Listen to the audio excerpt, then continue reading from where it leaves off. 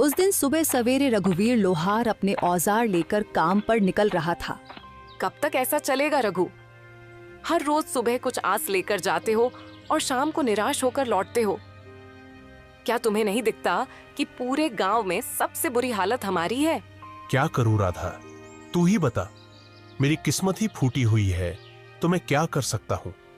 जब भी हालात सुधरने लगते हैं कुछ न कुछ ऐसा हो जाता है कि फिर से सब कुछ बिगड़ जाता है। अब देख, पहली बार जैसे तैसे कुछ जमा किया, तू बीमार पड़ गई, सब खर्च हो गया। फिर रतन के पैर में वो गहरी चोट, पूरा इलाज करवाने में फिर से सब कुछ खत्म हो गया।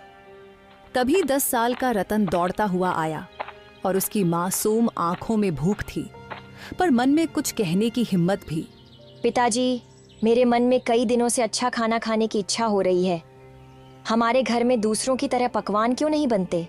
रघुवीर की आंखें नम हो गईं। तू चिंता मत कर बेटा, हमारे दिन भी जरूर बदलेंगे। एक वक्त आएगा जब हम लोग दूसरों से भी अच्छे पकवान बनाएंगे, फिर तेरा जो दिल करेगा वही खाएंगे। लेकिन पिताजी, एक बात बोलूं? जब पड़ोस की ताई अम्मा के घर से पकवानों की खुशबू आती है ना, तो मैं तो खींचा चला जाता हूँ।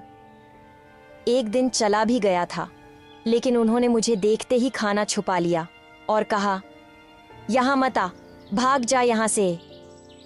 तो मैं वापस आ गया। राधा की आंखों से आंसू बहने लगे।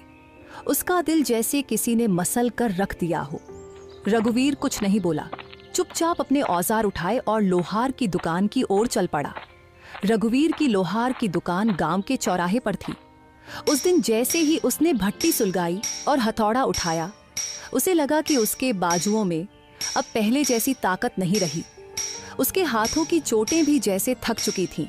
हे भगवान, और कितनी परीक्षाएं लोगे।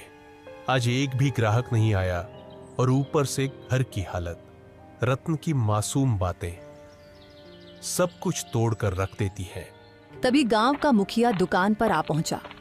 उसके चेहरे पर एक औपचारिक मुस्कान थी। हाँ रघुवीर, क्या हुआ? आज तुम्हारे हाथों में पहले जैसा जोर नहीं दिख रहा। क्या बात है? मन कुछ बोझिल लग रहा है, क्यों? हाँ मुखिया जी, अब आप तो सब जानते हैं, फिर भी पूछते हैं। मेरा परिवार बहुत बड़ी आर्थिक तंगी में है। मेहनत तो बहुत करता हूं, लेकिन हाथों में किस्मत नहीं है। मुखिया चुप रहा, लेकिन तभी बगल से बाली आ गया। गांव का वो आदमी जिसे दूसरों के दुख में भी मजा आता था। मुखिया जी, मैं तो कहता हूं कि इस रघुवीर को गांव से निकाल देना चाहिए। उसकी मनहूस छाया धीरे धीरे पूरे गांव